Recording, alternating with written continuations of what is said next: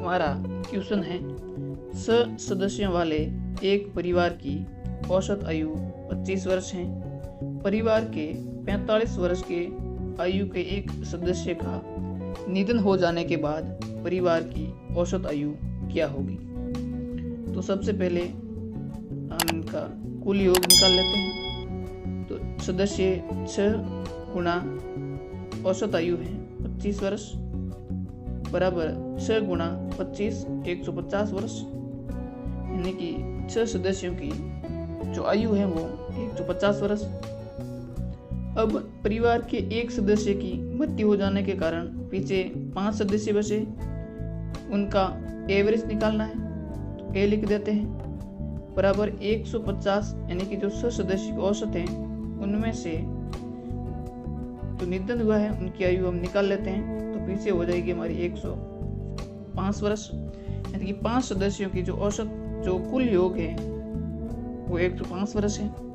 तो हमें एवरेज निकालना है। ए बराबर राशियों का योग 105 बट्टा राशियों की संख्या 5 बराबर हमारा आंसर आ जाएगा 21 वर्ष।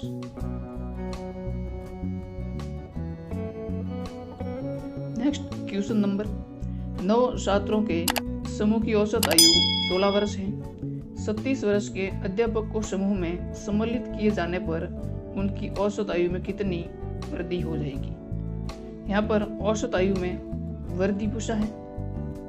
तो सबसे पहले 9 छात्रों गुणा औसत है 16, तो बराबर 9 छात्रों की कुल आयु हो जाएगी 144 वर्ष।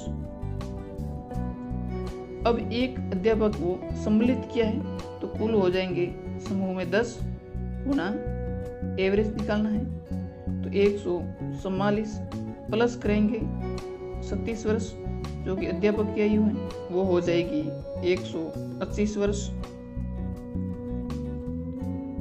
अब एवरेज हो जाएगा हमारा 180 बटे 10, तो हमारा हो जाएगा 18।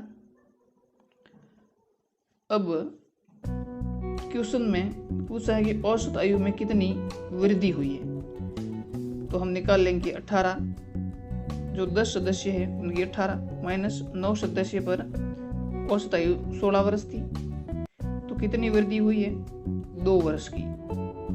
तो हमारा आंसर हो जाएगा 2 वर्ष।